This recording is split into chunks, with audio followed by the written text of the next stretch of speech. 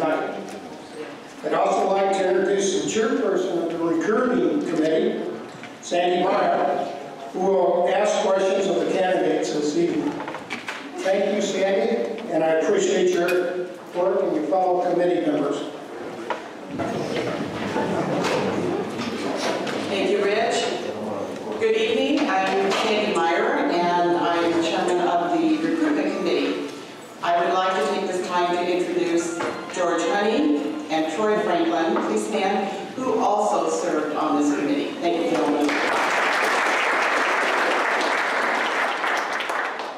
This evening has been designed for you, the voters. You will have an opportunity to meet and hear our 5 candidates who are seeking one of 2 open seats available on our LLP Board of Directors. Tonight as you entered, you received a packet containing the program for this evening, the candidates' individual statements, and a white index card. There is a section on the program where the audience may submit a question for the candidates. If you choose to participate, please write your question on the white index card and give the card to Donna Lowenthal, who will be meandering through the building, and she just hold up your card and she'll come by and pick it up. At this time, I would formally like to introduce our 5 candidates and thank them for declaring their willingness to serve us, the LLP Association, as a member of our Board of Directors. Our candidates are as follows: Dave Campbell, Barry MICKLEBURGH, Jim Morrill, Paul Murphy, and Art Vigil. We will begin tonight's opening with our statements from the candidates, and we will begin with Dave Campbell. Hello, my name is Dave Campbell, and I have lived at LLP for 26 years. I've always been active in our community, have been on many committees. I've been the co-race director of Lake of the Pines Triathlon. I built the last permanent lake slalom course by the clubhouse. My wife and I ran water ski tournaments at the clubhouse for years. We held beers at the lake swim. I'm the only person I'm aware of that worked with past boards to be allowed to videotape board meetings, edit them, and then provide them to the membership. I've also been the moderator for the Lake of the Pines Member Forum Group, Doggle Group for over 10 years.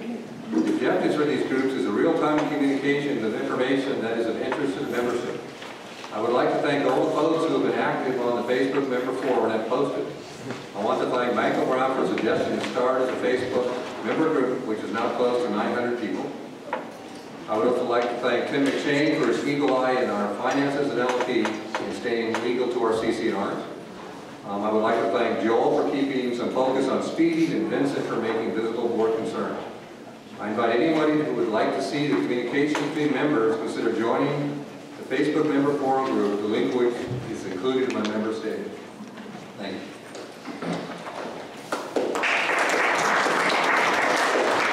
Barry MICKLEBURGH. Hi, thanks for coming, everyone. My name is Barry MICKLEBURGH, and I'm a candidate for the Board of Directors. My wife, Patty, and I have lived in Lake of the Pines since 2009. We have 5 children and 2 grandchildren. My past experience and why I want to run for a position on the board is I served in the military, in the Army National Guard and Army Reserve. From that point, I became a police officer. During my law enforcement career that expanded 30 years, I went to night school on my own, made my way through college, and eventually I was awarded a bachelor's degree from San Jose State University. I kind of like to bring these things up because I want you to know that I'm a working guy, and I work to get to wherever I got to in life. I have ultimately retired as a police sergeant after serving 30 years. We moved here to the lake, where I became involved in several activities. I serve on the Pinesmen's Board. I'm the first vice president for the Pinesmen. I was elected to the Men's Golf Club Board, where I serve as a director. I'm involved in fundraising here at the lake. And in 2015, I took a couple months of time and I put together a traffic safety report that at the April board meeting, I did an oral presentation to the board with recommendations on how we could keep traffic safety as one of our priorities and keep our community safe. Once again, thanks for coming.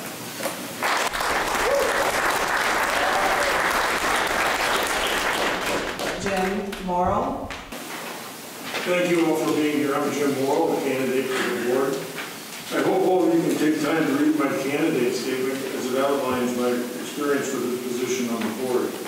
My feelings are deep for LOP and its residents, and Judy and I are thrilled and very grateful for our decision to purchase property here 10 years ago.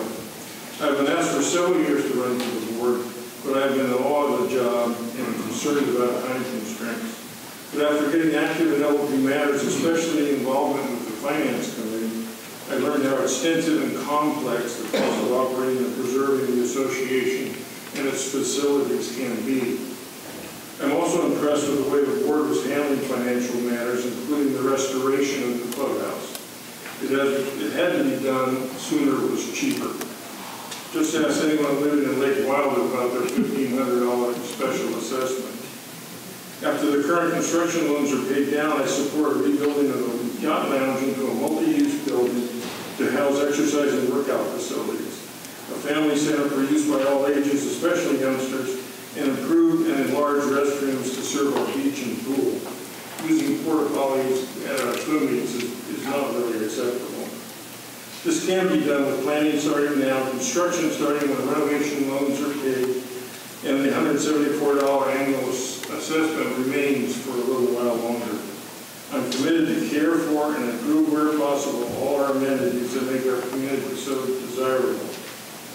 There also is the review of our major repair and replacement fund, which is under the microscope from all sides to establish a more firm fund capable of ensuring the continuation of our amenities.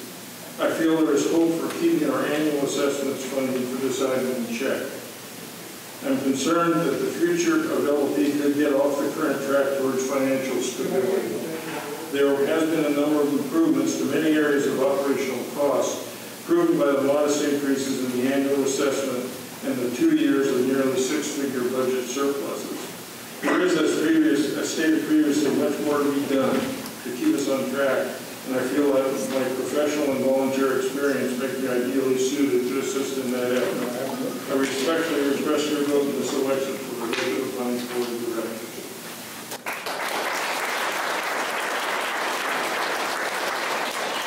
Paul Murphy. My name is Paul Murphy. My wife and I have 4 children and 8 grandchildren.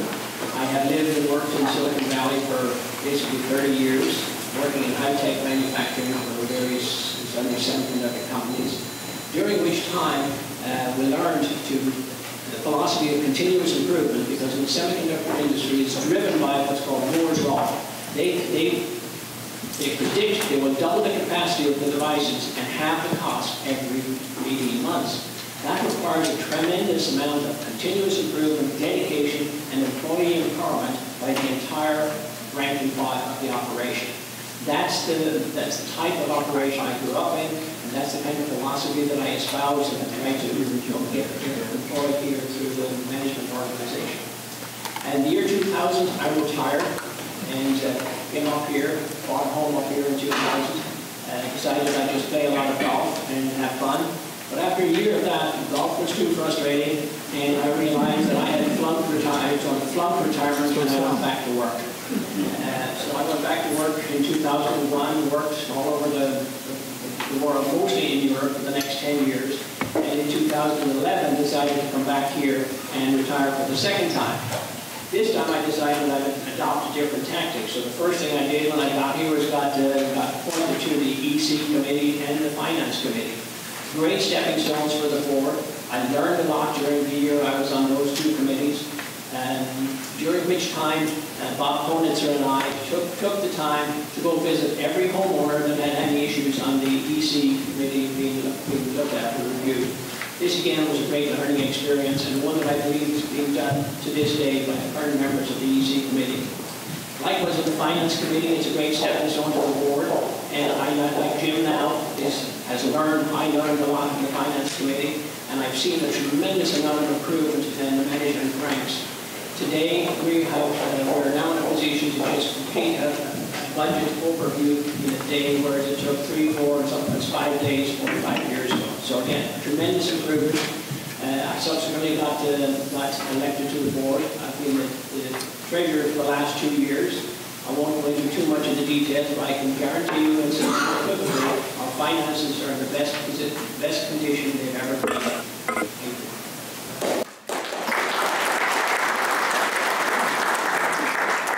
Art Vigil. Vigil, I'm running for Lakeland West Board. As my profile states, I'm 24 years old. I'm married for almost 20 years, well, in 2 days from now. I have 3 wonderful boys, and I'm a partner in parent soccer. Over the past few weeks, people have been asking me, why are you running for the board? I have 3 simple reasons. 1, more transparency from the board, diversity of the board members, and members' concerns that I've been hearing around increasing dues, debt, and sanctions. Let me tackle each one at a time. First, in regards to transparency. Using my company as an example, we have 25 employees around the United States. We use many different technologies to communicate. Skype, text, group hangouts, web conferencing tools. So there's no reason why our members have to be at a meeting in order to listen and ask questions. They should be able to be at work, on the golf course, no matter where, dial in, listen, and ask questions. I believe the more interaction we have with members, the better our community will be. Diversity of the board. I've lived in LOP for 13 years now. I've seen the transformation of the clubhouse, the sports lounge, and the community members. I see more kids, young families, working families, and their concerns must be addressed, and I hope to be that voice. In regards to members' concern, I did, preparing for the board, I did a Facebook poll, and the top 3 issues or concerns were lack of family activities, rising HOA fees, and the third one was LOP debt. Perception or not, it seems to be a concern amongst many members. If elected, I would challenge not only myself, the board, and all the community members to address these concerns and come up with creative ideas to solve them. Thank you.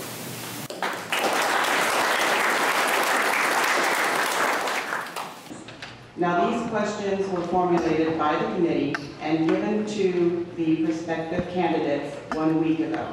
So they have had time to reflect on the questions and then prepare a statement. We wanted this to be a thoughtful process. The questions are listed for you. All the candidates will respond to question 1, 2, 3, and so on. Question 1, describe your working knowledge with budgets. What do you look for when reviewing the LOP monthly financials? How do you distinguish between wants and needs? And we will begin this section with Barry. My working knowledge of budget started when I was working for the city of Pleasanton as a police officer and later as a police sergeant. Specifically, I got really in tune with financial problems and financial responsibilities of a government agency, because right around 2007, 2008, we had the big mortgage debacle, which not only affected homes here, but it affected the tax base, it affected cities and counties and the state, and it was a big issue. And what we had to do in the police department is we were given a 5, 10, 15, and 20%, probably every couple of months, quarterly for sure, we were trying to reduce our budgets. So between 07, 08, 09, I had a lot of experience at how do we, when we're faced with a financial problem, how do we cut a budget, yet at the same time provide the services that we're all accustomed to. And as a director, if I was faced with a budget problem or service cuts, I would look at how can I, or how can the board continue to go on and function, and at the same time keep the amenities going, keep the services that we're used to here in Lake the Pines going, so that we can all still enjoy the quality of life that we're used to here. When I didn't talk about it in my intro, but when I did retire, I started 2 of my own businesses. They're small businesses. One, I'm a certified carrier, so I do force shoeing. And 2, when I'm bored doing that, I go out and cut firewood and sell it. As a small, very small businessman, I started those 2 businesses out with cash. For the last 3 years, I've been running in the black. So I kind of know that it's good not to be in debt. As a business person, it's good to be in the black. And as a resident here, I want to make sure in a director, or if I'm elected as a director, I want to make sure that we're financially responsible, spending the money where we should. Oh, wait. Wants and needs. The community comes up with some wants, and to me, if you want something, whether it's a pickleball court or a basketball court or an activity that might cost us money, those are fun wants, and they're quality of life issues that we should work towards as directors. And then there's needs, and that would be road maintenance, upkeep of the parks and specifics. So we always want to make sure we have enough funding to get those amenities and keep them functioning, yet at the same time do the service things like the roads and traffic safety and some of the other things that we do enjoy here at the lake. Thank you. Jim Morrill, your response to question 1? Thanks, Sandy. I was in business for many years. I always had projected budgets to provide estimating strategy. I'm currently the treasurer of the Food Bank in Nevada County, a $500,000 budget that I've prepared and submitted for the last 5 years. I was 3 years as treasurer for the Plainsman. As a member of the Finance Committee at LOP, I was involved in reviewing the LOP 2015 budget and monitored the entire 2014 budget versus results. When I review the monthly financials, I first look at the overall comparison of budget versus actual, then look at food and beverage and golf. I then review management's explanation of any significant variances and decide how this may affect the results. A need is something mandatory by law or CC&Rs and could refer to an association operating expense or asset. A want is an association expense or asset desired by the board for LOP residents that is in addition to current costs. It will be evaluated with both the initial cost and future replacement and maintenance costs weighed against the yearly budget and the quality of the want. Thank you. Paul Murphy, your response to question 1? Okay, needless to say, I've been involved in budgets for budgets for many years, and certainly I've been helping put together the budgets here for the last 4 or 5 years. The budget becomes a financial plan. It becomes a yardstick by which you measure your performance by. It's well thought out, and everything that we can possibly think of is included in that budget. Then we know we can follow it unless there are some unforeseen events that we occur. It provides us something to measure against in case there's deviations or variances. We look for variances as you go along, and if things are starting to go south, we can take corrective action. So it gives you the ability to take early corrective action. Without it, you're kind of floundering and in the dark. So the budget and the preparation of a good budget is probably the most important activity that we do here, certainly as a finance committee, and I do as the treasurer, because that's the funding document for everything that management does in the course of the year. That gives them their if they stay within that, they have carte blanche. They don't have to come back to the board for anything. So it's the document by which they adhere to. As regards needs and wants, often people have wants, but unless their needs and they're justified and they're there to help improve performance going forward. Often it's something that should improve productivity, make things better, make things cheaper. Those are the kinds of things that we would always look at. The justification is there, we fund them, and think it would be put in the budget. If it's just a want, a nicety, that's not necessarily going to fly. Art Vigil, question 1. As a business partner that employs 25 plus people around the U.S., we're constantly looking at our budgets, month to month, quarter to quarter, year to year. Whenever I see something that looks like it's bleeding, I always go to the source. What's the problem? What can we do to help? Once we can understand what that problem is, we assess it, and we allocate the resources in order to make it happen. The needs and wants, so the wants and needs, I kind of agree with almost everybody what they say here. want is something that the community, I think the board needs to sell the community and what it will do to enhance the value of our community. And needs are the roads, the lake, golf course, all the other amenities that we'd like to take advantage of. Dave Campbell, response to 1. I spent my teenage years with my grandfather who lived during the Great Depression. He taught me that one needs to live within their means by ideally using cash to make purchases, not buying things all the time with credit and credit lines. Based on these values, I was able to retire at 52 years old. This is the walk relating to being able to budget. I believe our membership should be given the opportunity to determine what our wants and needs are and how far into debt, if any, we should go. I do not believe that board members should drive the definition for wants and needs. Instead, the entire membership should be allowed to be involved. Question 2. As a board member, you often have to make difficult decisions. Since you live in this community, how comfortable are you about being uncomfortable when implementing the CC&Rs? Describe your thought process when faced with this challenge, and you may cite an example. We will begin question 2 with Jim Morrill. Thanks, Sandy. Difficult decisions are what the board is required to make. If I would be uncomfortable in making difficult decisions, I wouldn't even be here.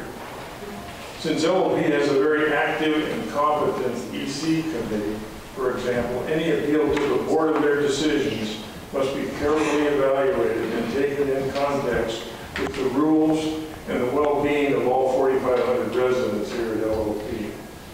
Thanks. Paul Murphy, question 2. Difficult decisions are a fact of life on the board.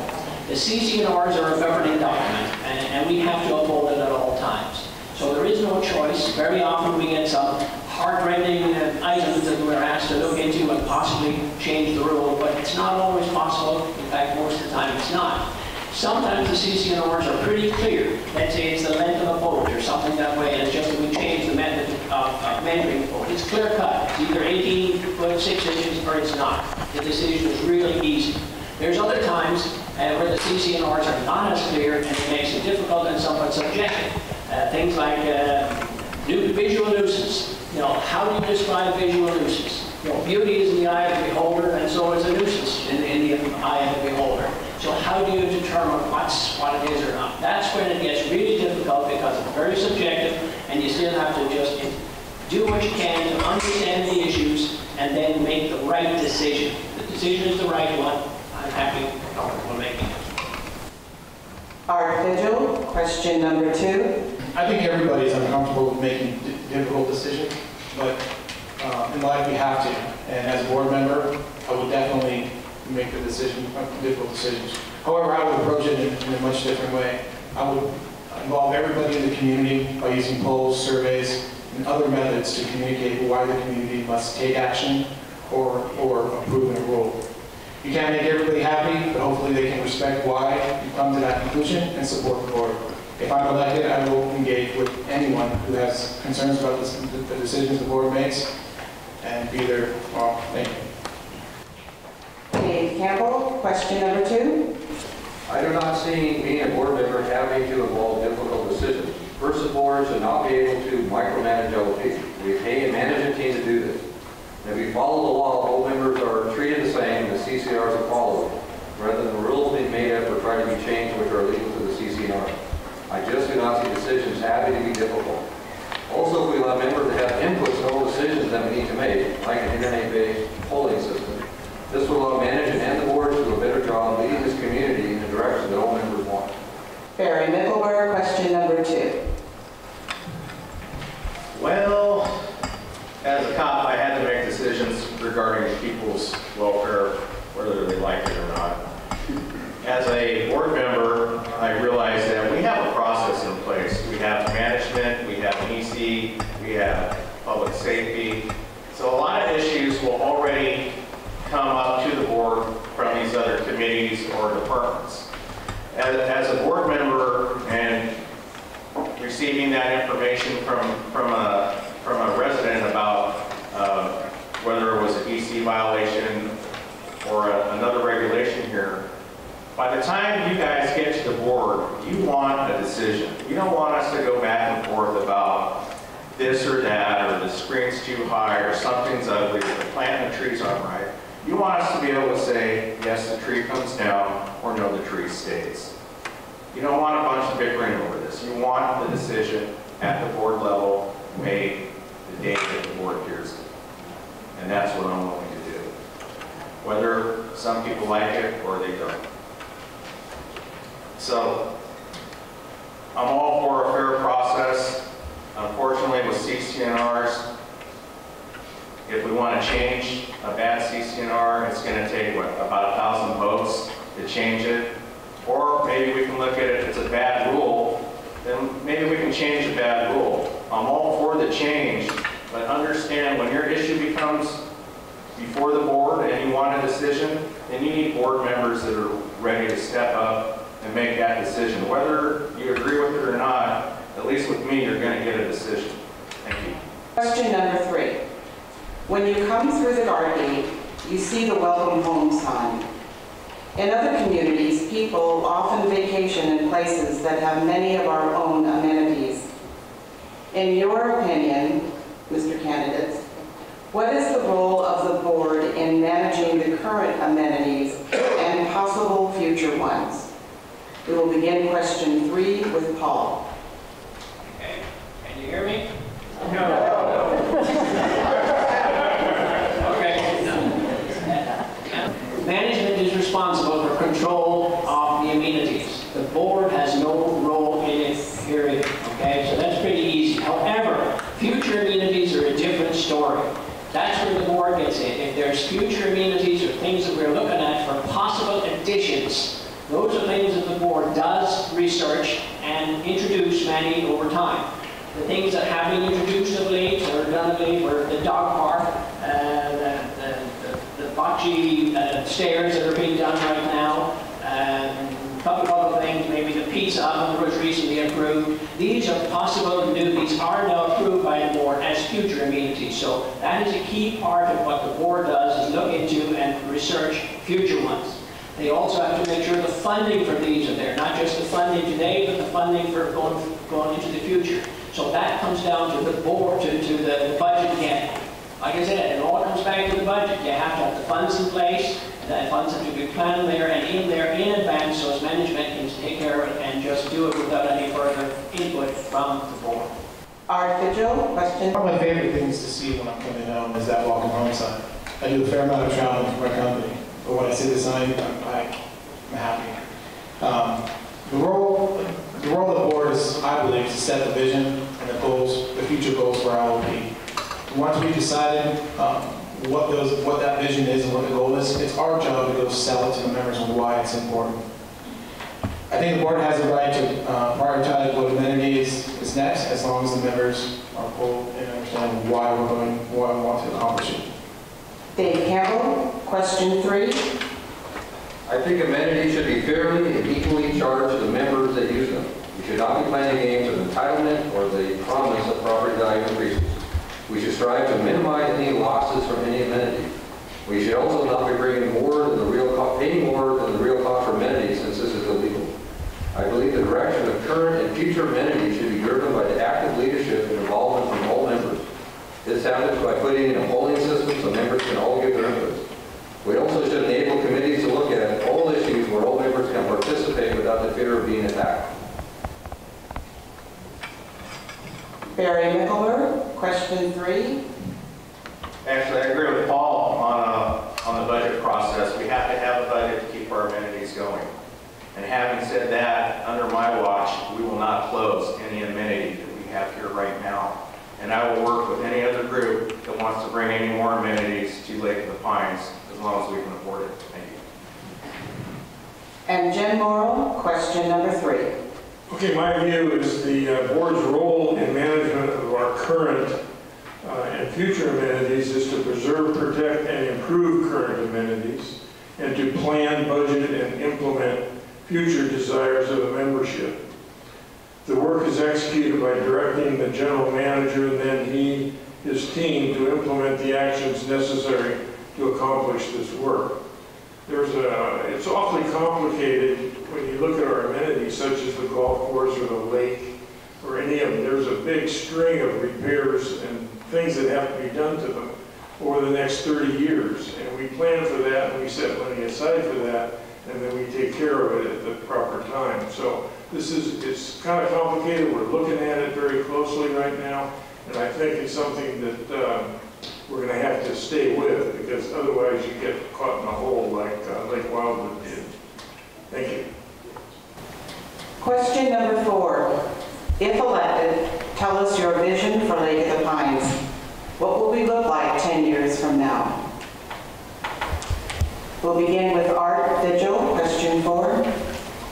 This question is hard for me. As a tech person, my reaction is always we can solve problems with technology. Do we make our community an on-demand community, kind of Uberize it, from the clubhouse and sports lounge to deliver food, drinks at home, or even on the beach? Do we invest in a smartphone app in which we can communicate privately? We can have techno, we can take polls, do surveys like we did, like the member forum, as well as my own Facebook website. One of the things I'm concerned about is Suddenlink. Suddenlink was down again today. I wish we had additional, I'm not sure this is part of the board, but I really wish we had other high-speed internet providers that we could turn to versus just Suddenlink. Those are just a few ideas that I have. I think the future of LP is bright. I think with the board and the committee members being more transparent, we can drive more members to be involved. Having a diverse board with younger people and women can only improve Lake of the Pines. And of course, being debt-free community with low HOA fees will increase the likelihood of success at Lake of the Pines for generations to come. Question number 4, Dave Campbell. I believe the vision for Lake of the Pines should be a community where all members' interests are considered. We should get back to where we have some focus on family activities and needs. We should get back to where we use our #1 asset, which is the lake, to bring back focal points for our community, since it is no longer legal to dam public waters and make them into a private community like we have at Lake of the Pines. I believe our management should be running Lake of the Pines, not the board micromanaging. Lake of the Pines should no longer have the reputation of Lake of the Pines. We would have an active internet polling system that allows members to provide inputs on all issues. All board meetings and committee meetings would be in the evenings with real-time streaming and videotaping so all members can be educated on the proceedings. Barry MICKLEBURGH, question number 4. I'd like to see Lake of the Pines continue to be as financially healthy as it is now. We have a few problems that we're working through, whether it's public works because we've had to spend more money on the lake for algae problems, or it's food and beverage because they're not in the season to where there's weddings and stuff and other events going on. I'd like to see some more enhanced amenities here for the youth. I think as the demographics change and younger families move in here, we need to offer things for young kids and teens, and I think we're on the right course there. As an example, as a member of the men's golf club, we support junior golf fully. After this year's invitational, we'll be providing the junior golf program a check for $1,000. I like to see that type and other type of activities continue. And I'm sure over the next 10 years, we're probably going to have a pickleball court or pickleball courts here. We just have to work with the many groups that are already involved in that process and find the best location to where people can play pickleball, they can enjoy tennis, and they don't have to deal with the noise. And I think we're on the right track there. Certainly, I hope it doesn't take 10 years, but within that 10 years, I'd like to see that happen. Thank you. Jim Morrill, question number 4. 10 years from now, I envision some extreme possibilities, some realistic. A rebuilt yacht lounge capable of housing family and fitness events, supporting our swim teams and many of our smaller clubs, and the beach as well. I would like to see an improved entrance area reflecting the current quality of life at Lake of the Pines. I would like to see increased use of the golf course, tennis courts, the lake, food and beverage to help reduce the current subsidies. I don't know if all of you know this, but you're spending, whether you use the facilities here or not, about $9 a month to keep food and beverage going. not that much, and golf is even less than that. And when we look at golf and things like that, we're looking at adding fees to the golfers. You're going to chase away golfers. You do things up there. The golfers now provide about $650,000 in revenue, in addition to that $6 or $7 a month. So we have to be careful with what we do there. I would like to see a community strongly committed to our way of life, with all amenities fully used, and be friendly, functional, resulting in steady or minimally rising assessments. Most of all, I envision the day when realtors are baiting members to sell their homes due to the extensive waiting list of home buyers wanting to move in here. It can't get any better than that. Paul Murphy, question number 4. I would like us to do something. I would like us to eliminate the apathy which exists here in Lake Pines. In other words, I would like to see more involvement by all members in everything that we do. For instance, only about half of our members vote, only about a third of our members answer surveys, and only about 20% of our members use the food and beverage facilities. I think we should and ought to be able to do much, much better along those lines and improve them. I would like us to have better elder care. Maybe a neighborhood watch, maybe special functions for the elderly people here. I think the elderly and the very young are two segments of our population that we don't do a lot for. I think that's, to me, that's sad, especially for the elderly and the shut-ins and things like that, and people of that nature. I'd like us to do a lot more. Hopefully we can, and if I'm elected, I'm going to be pushing on those kinds of things. The youth activities, you know, maybe we can work on the yacht lounge or someplace where we can have activities for youths or families. Maybe a committee that's comprised of young families that will have youths in it that will actually find out for us what's keeping them out there and not bringing them in to get involved with the other functions that we have going here. And I presume we'll have eventually a key card issued for all our amenities. And then in terms of cost and cost reduction and savings and things that way, I would like us to do more employee empowerment. I would like us to, we have done a lot in terms of cost savings over the last couple of years. Just to put a couple of them out there, we reduced, and this was mostly management did this, they reduced our health care coverage by like $80,000 last year, our workers' comp by almost a comparable amount this year, and this is only scratching the surface. There's lots more that management can and will do and are doing. This is just the start. So I'd like to see more of that happening. And 10 years from now, I see high-tech developing as an exponential rate. I think there's lots of things that are unknown today that will help us and that we can be using here in 10 years' time. The social media is constantly evolving. And so with improved communications among us all, and maybe more robotics. Robotics are here now. We don't use them at all. We could use robotics for mowing the greens and mowing the fairways and things that way. That's all possible today. You may laugh and snicker. My brother, who has a dairy farm, he doesn't have to touch a cow or clean a barn. It's all done automatically. GPS for everything. So it's possible. So there's a lot to come yet. There's more to come. Thank you. That concludes the part of the recruitment questions. The next part of the program will be your questions, and these questions are for all members, and so we will rotate with responses. The first question, and we'll begin with Dave Campbell. What clubs or committees have you served on either in the past or currently? I've been on the Lake Committee multiple times. I was on the Sewer Committee. I was on the Triathlon Committee, co-chairman for that for many years. So I've been in many, I've seen the politics, I've seen the dynamic. And what's really important in my opinion is one of the key rules that I saw put in place when we moved in here 26 years ago is people should not be on committees more than 3 years. And the reason that was put in place is we had committees where people were on forever, and the perception, if not the reality, was they were driving personal agendas. So to me, as I say in my position statement, we have a rule that says the intent is rotate around, be on it 3 years, to let everybody have an opportunity. So it's again, it's an inclusive kind of environment, not the perception that it's a small group of people who are driving certain activity. And Dave, we have a follow-up question on this card. What clubs are you currently a member of? I'm not aware that I'm a member of any club. All right, we'll move to Barry. What clubs or committees have you served on either in the past or currently? And then the follow-up question is, what clubs are you currently a member of? I'm currently not on any committee. I am a director for the men's golf club. I was elected to that position. I'm the first vice president of the Pinesmen. I was elected to that position.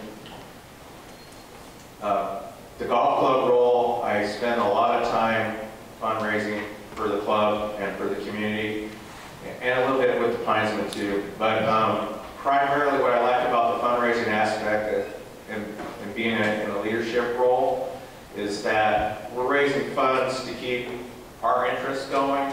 We're not having to tap into a budget here. We're not having to go to management for we need this or we need that.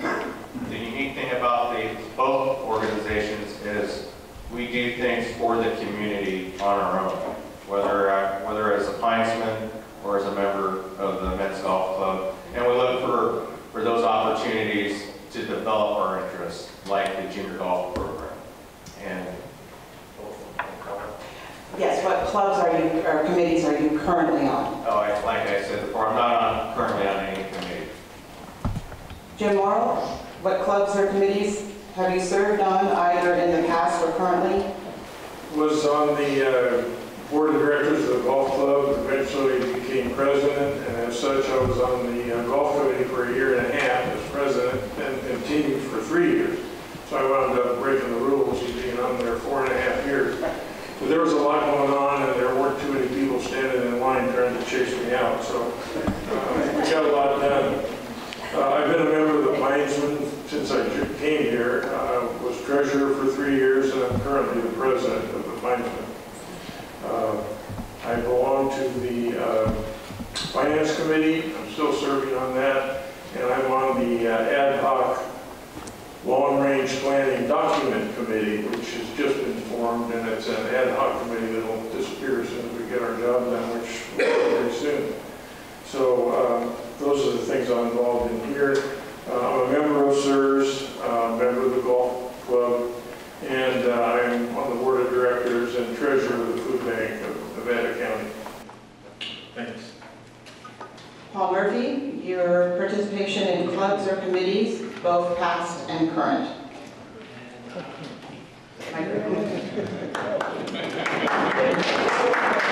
This time.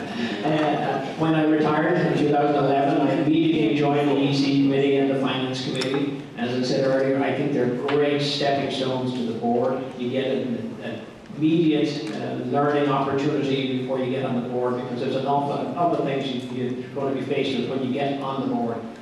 Since I got on the board, I've served as liaison to 6 or 7 different committees: the welcome committee, the golf committee, the planning committee, the ad hoc pickleball committee, and the finance committee, among others. So I'm currently liaison to the ad hoc pickleball committee and the finance committee. Art Vigil? I'm currently not on any committees and/or what was the last one? Current committees or clubs, Or clubs. past or present. Pass. No, unfortunately, I'm not. However, I believe that provides me a unique opportunity for fresh ideas, somebody coming in and getting the background, if I can get on the board, to understand what they've done in the past and figure out what we need to do to move forward. Question number 2 that we have from the audience, and we will begin with Barry this time. How do you feel about the functionality of our new sports lounge and clubhouse?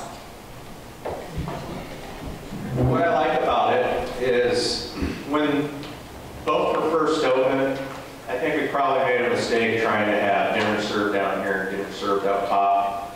I think it probably cost us more in funds to keep both operations going. What I like about it now is that pretty much 7 days a week, if you can't eat in the clubhouse, you can eat at the sports lounge.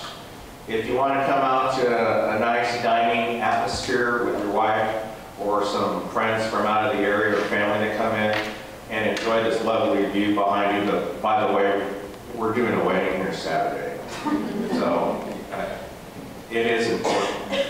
So we have this type of facility here to enjoy. But if you want to just come off the golf course, or you're walking around the lake, or playing tennis, you can just walk in the sports lounge and have a beer and a burger. And that's good too. I like about it because up at the sports lounge, you're seeing a lot of families coming up now. There's affordable nights. There's the burger night, for instance. There's the bocce ball activities. I like it because it's a nice, relaxed atmosphere, and I think that the clubhouse is important too. And I think by balancing that, where the clubhouse is closed a couple of nights for dinner, the sports lounge is open. I think by that type of rotation that management put into place, and that as a director I could support, I think it goes a long way into our ability to keep both open for whatever type of dining atmosphere you're looking for.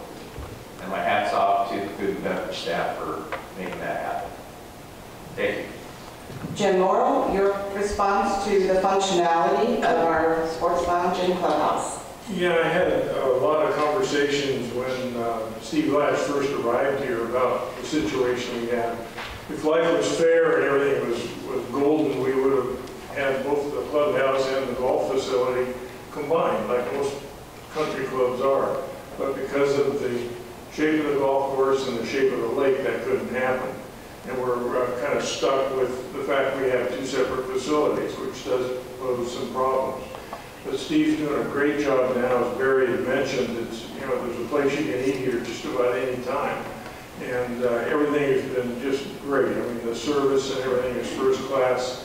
And people that avoid this for whatever reason are really making a mistake, because they're doing a good job. It's not cheap down here, but it's very, very, very good. And I think the fact we have the two facilities, it really lends itself to the type of community we are, where we have golfers that want a place to hit the 19th hole, and we want to have a place where families can eat, you know, on Sunday or on dinner. So it's a good situation. Paul Murphy, your response to the functionality of the sports lounge and clubhouse. Okay, we're still in a state of flux. This is evolving as we speak. I have to commend management, and particularly Steve, for the wonderful job he's doing and find ways to make better use of our facility. It'd be great if we were open to the public, or we had a lot more members come down here and the place was full all the time. But it's not full all the time. That's a fact of life. And it's a pity. If you come down here at noon on any weekday, there's already 2 or 3 or 4 people here, and the ambience is unsurpassable here. So I like to come down here just to sit and enjoy it. So hopefully more of you will. Just as a little aside on the specifics, we did not break even last year. Revenue we took in at food and beverage was 1.25 million last year. Our break-even point is about 1.5. So a little more involvement from a little more of the members, and we could break even down here. So that would be a real plus for all of you. So again, I look at it as like an upstairs and downstairs. There's a more affordable up there, and downstairs we have this beautiful ambience, which is just here for all of us to use at our discretion whenever we feel like. Come on down. Art Vigil, your response to the functionality of the sports lounge and the clubhouse. The functionality of both of them are actually one of my favorite things to do is come down to the clubhouse and hang out with friends. And I bring family down here. The Bay Area people are really jealous of what we have here. You guys are from the Bay Area, you should know that. We have 2 different places. I take my family up there.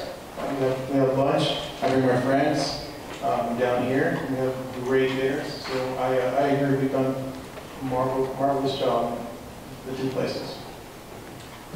Dave Campbell, your response to the functionality of the clubhouse and the sports lounge. My belief is we should be asking the members where we want to go, specifically whether or not we should implement the original objectives, which we did at Sports Lounge. We would have 1 kitchen. I talked to our board member who specifically voted with that assumption. So I would like to see us implement, or at least ask the members if we want to implement the consultant's recommendation, which is to have 1 eating facility here at the clubhouse and only here. And then ask if it makes sense to consider taking our sports on to make it into a family activity place and not spending money, so now we do more facilities for this community. All right, our next question, we'll begin with Jim Morrill. What is your opinion about traffic as an issue in our community, and do you have solutions? Sitting next to a police officer, I probably have to be careful what I say. Lake of the Pines is unique. We have 21 miles of contained roads within our gate. We have established a 25-mile-an-hour speed limit there. It is extremely vital that we keep that because of the use of golf carts, not only for the golf course, but for people that like to get around without using their car. So the fact that we have speeders here, I think it is really, really not good. They should be treated and, you know, given fines and taken to task because it really shouldn't happen. The board's done a pretty good thing by adding a couple of radar signs out there that shows you your speed, and that is helping us to work on that. Barry's done extensive work, and we'll have a chance to talk about what he's done to take a look at the roads and see where we're heading. But we need to keep that speed limit at 25. We need to keep the golf carts able to use the roads. Thanks. Paul Murphy, your response to the traffic as an issue and solutions? Traffic speeding is an issue, and we do have our people out there keeping an eye on it. We did put the recent radar in. It's really not that bad, but it only takes a couple of percent, because a couple of percent of 10 or 20,000 is still quite a number of people that are speeding. But the radar indicates there's only about 2% that are speeding, so it's really not bad. But if we could somehow get those 2% to behave themselves, and I don't know whether that's increase the fines or put more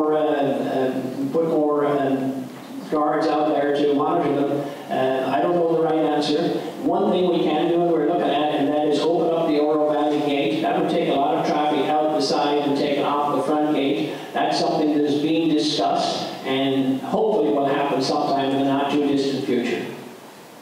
Art Vigil, your response to the traffic in the community? Yeah, on my Facebook page, a lot was done was talking about speeding and traffic, and I was at the board meeting when Barry put that report together, so well done.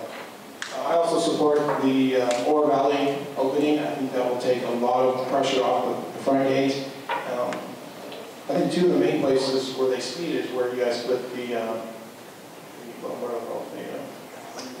The radar system, exactly, the radar. And we also, keeping it 25 miles an hour is key. We all know those, but some of us have golfers. And so I think some of the solutions that we have is maybe putting additional stop signs in that, especially those high traffic areas, such as where the radar is. And I think that will help out a lot. Dave Campbell, your response to the traffic issue? I believe we do have a speeding problem, independent of what data currently is being presented. The number of times that I have people sitting in my butt when I'm driving at 25 miles an hour, which the speed limit is for the maximum in ideal conditions, it is not for the minimum. It's just appalling. I just can't believe the mornings, evenings, I've had people go by me at 50 miles an hour, etc. So I flat out believe with people that have been posting on Inform, etc., we have a problem. I personally do not believe more personnel, more fines, etc., is the way to handle it. It's just the wrong way to go. So I remember driving in Sacramento a couple months ago and down some, well, clearly it was a high traffic shortcut where all these speed humps. Key word there. I didn't say bump. I said hump. And basically what that forces people to do is to drive no higher than the speed limit. If you don't, you never know they're there. If you do, it slows you down. So I would again go back to the members and present various alternatives and ask for input of how do we want to solve it. I just don't like this attitude of fines and personnel and everything else. On the other side, again, if the members of the majority want to do, whatever, my personal opinion on all this stuff is irrelevant. And I think that's a key thing I want to pass along, and how I managed HP for 30 years is you work with people. You ask for, give them objectives. There's 10 ways to skin a cat. the board, in my opinion, for the members, and then working with management to resolve them, not having a couple people say, this is what I feel for it. So everything coming in here tonight, that's what's key. I want to make sure people understand is I don't want to make any decision by me.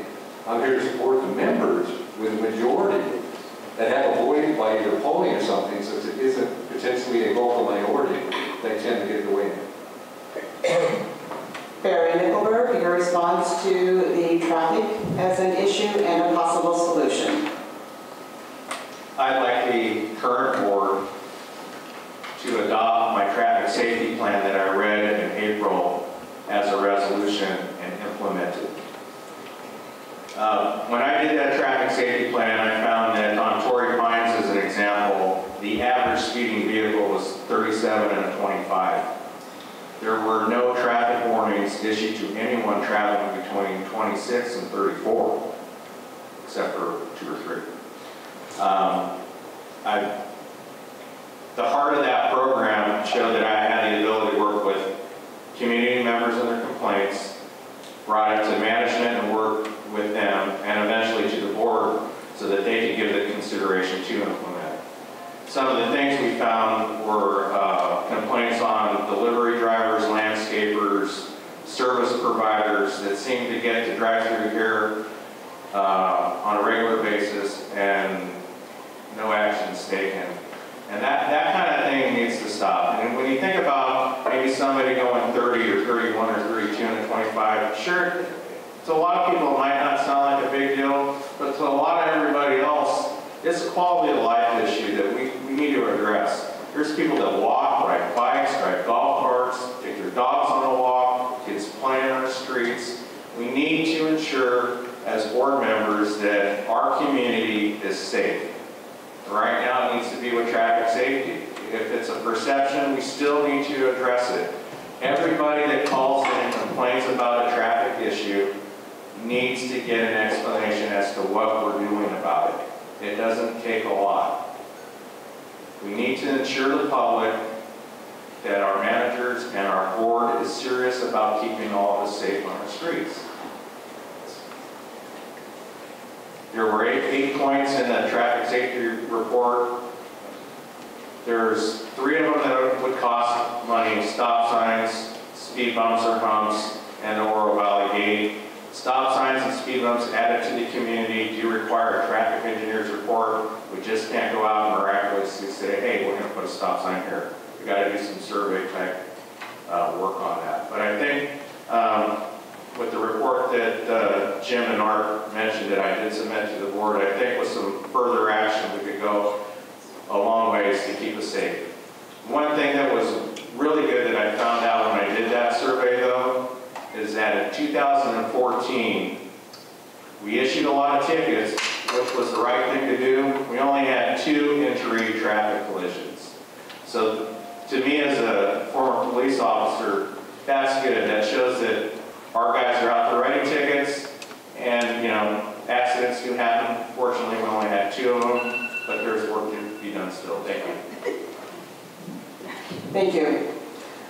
Question number 4, we'll begin with Paul Murphy, and the question is, how would you accommodate golfers, bocce ball players, and tennis players if the sports lounge is closed?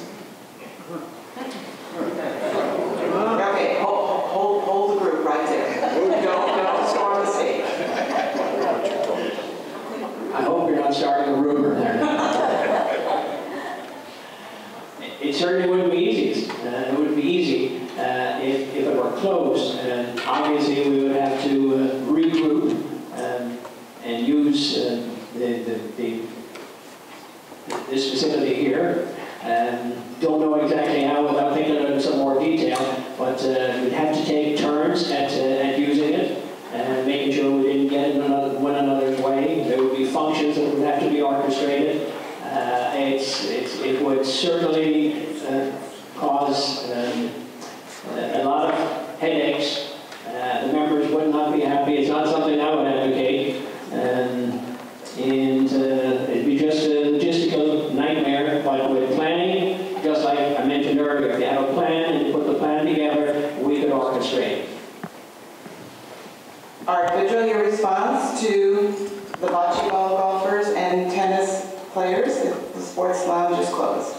let's do a quick poll. Who would want that? Yeah, that's not a good idea. Well, I would vote no on that, first of all. I would want, if we're going to do that, we would have to have some way of getting people down here to the clubhouse after they finish golfing. We would have to, I wouldn't want without a name. Tough question. Let's see, what else do we- yeah, I'm going to recommend we don't do that. I don't know how to describe it. Sorry. Dave Campbell, your response? Do you want me to repeat the question? My answer to any kind of questions like these, I don't believe in life as an engineer, trained in life, there are never done questions.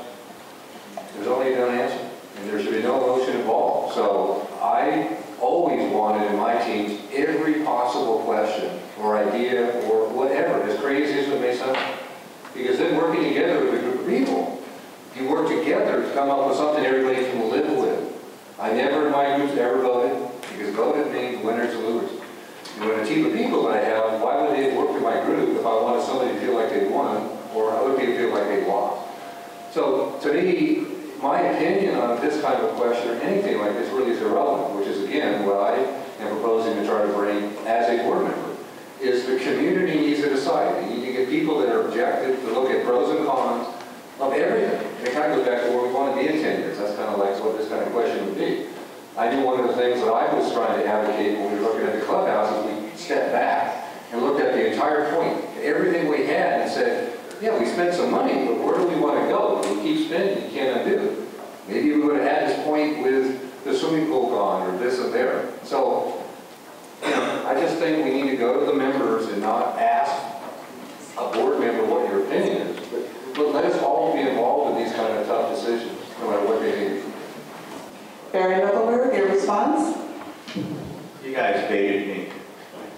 Earlier I said, under my watch, I'm not closing any amenities here. Under my watch, I am not closing any amenities here. Thank you. Jim Morrill, your response to the golfers, bocce ball players, and tennis players? To back that up, it already happened. When the Magnolia Point Grill opened, they stopped serving lunch at the sports lunch. The bar was open up there, but no lunch. No golfers came down here, none.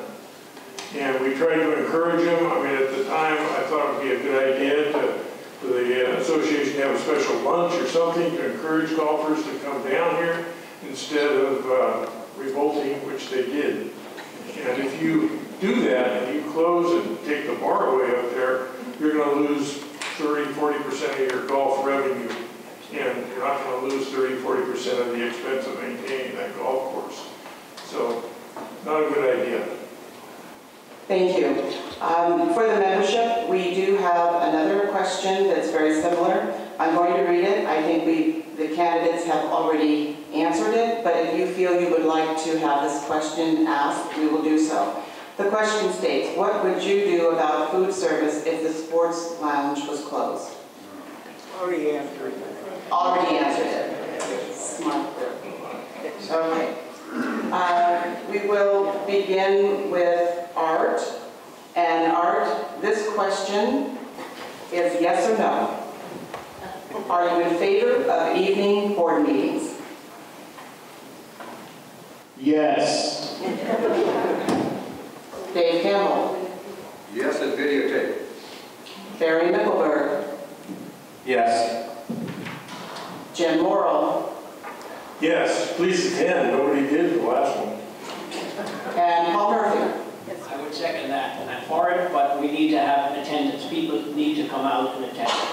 We have a question, actually two parts. One, do you enjoy dining at the Magnolia Point Grill and the Sports Lounge? How often do you enjoy these facilities, or how many times a month do you go? So I think we're looking for the frequency. Dave Campbell. I do not eat here. Barry MICKLEBURGH. Does my wife have to know? Well, 2 nights a week, maybe 3. This week might be 4 because we have the wedding that we're doing in here. Jim Morrill? Yeah, of course, once a month with the Lionsman, that's another story. But I eat here probably average about once a month, and sports lounge probably 2 or 3 times a month. Paul Murphy? I would say much the same, 1 or 2 times a month here, probably 2 to 4 times a month at the sports lounge. Art Vigil? The sports lounge, I take my family there on burger night, Monday night football when it's on, so we'll say 2 or 3 times a week there, and every Friday here.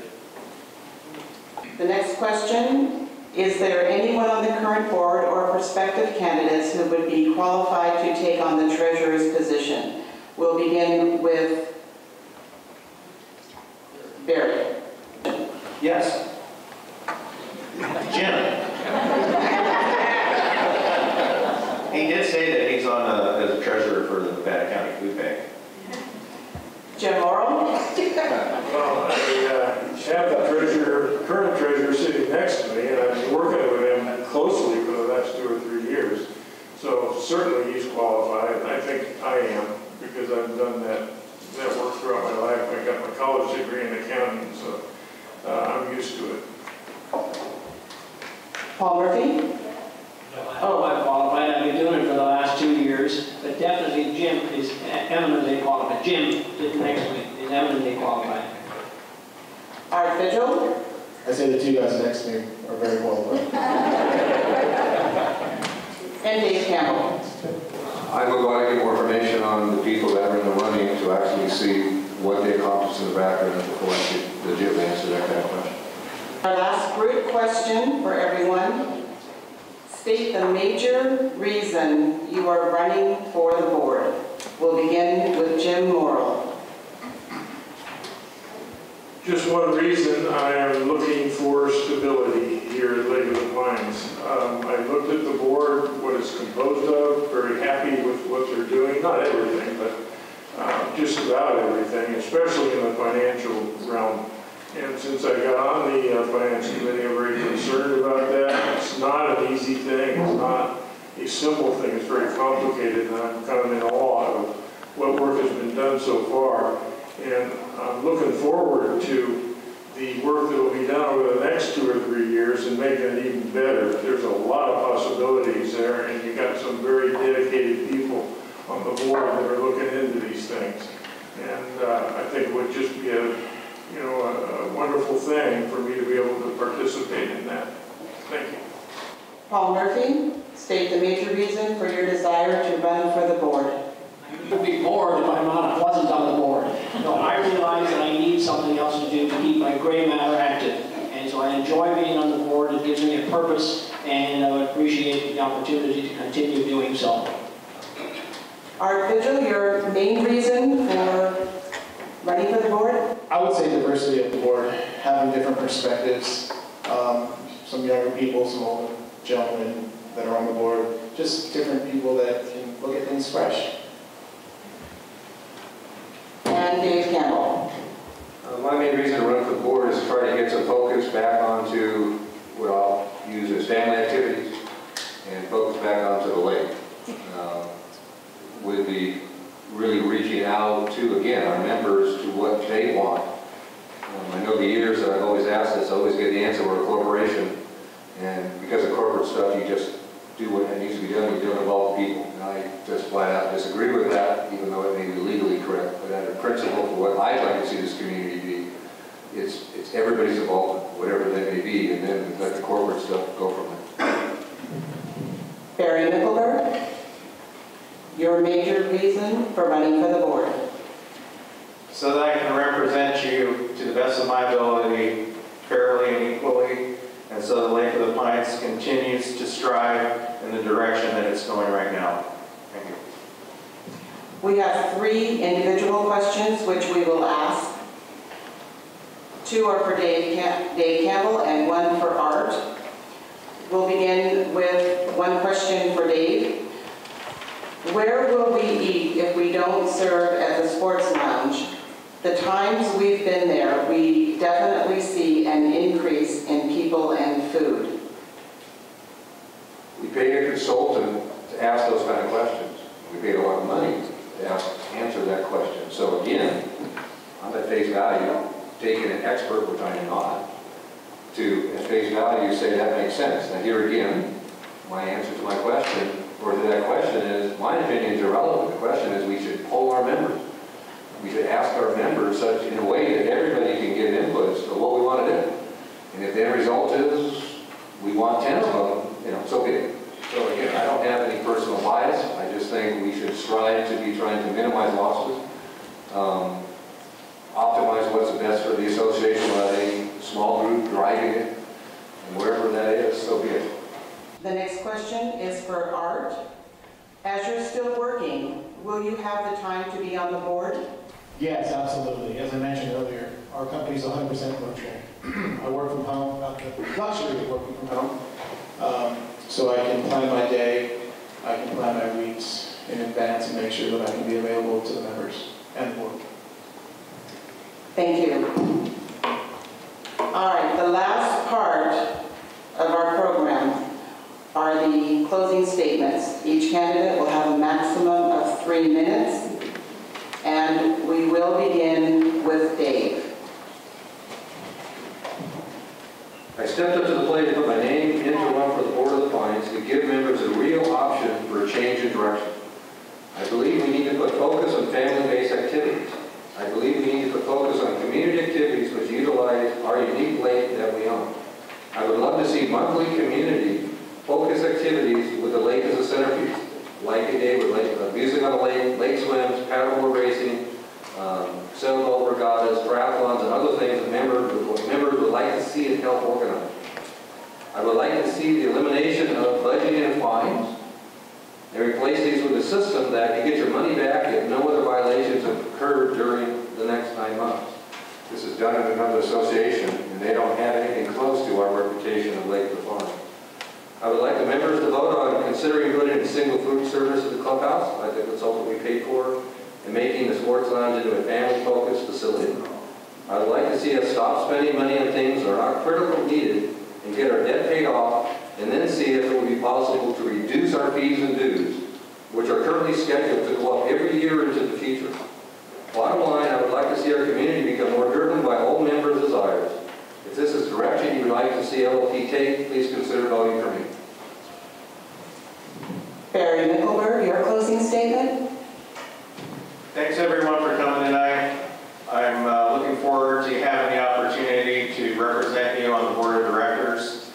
As you can see by some of my answers tonight, I'm all for our amenities. I like to see activities taking place here. I like to see future activities. And I like to see that Lake of the Pines continue to be the beautiful place that it is, and we continue to make this community even better. Thanks, Ed.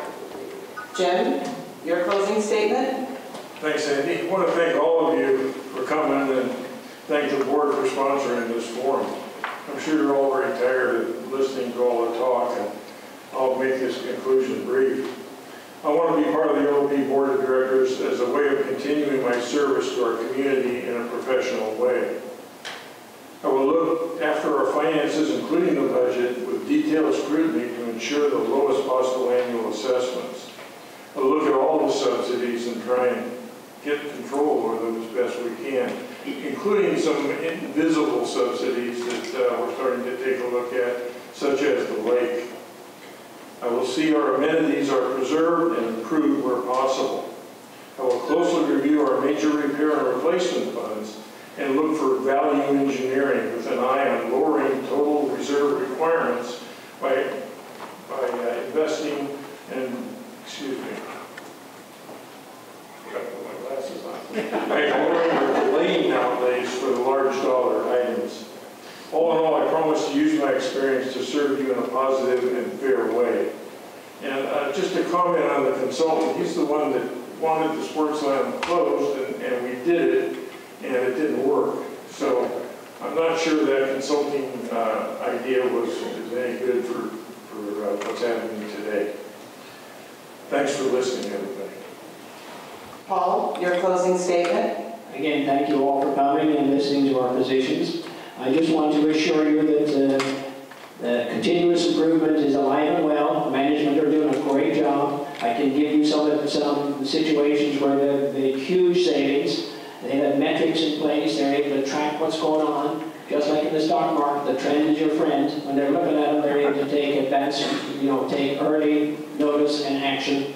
And budget preparation is greatly improved. I wouldn't say it's a science. Budget preparation is not a science, but it's now very, very good. And above all, the predictability of management is far, far superior to almost anything I've seen in many, many years. I asked when I became treasurer that one thing should be that, there's no surprises for me. I haven't been surprised in the 2 years, so I thank them for that.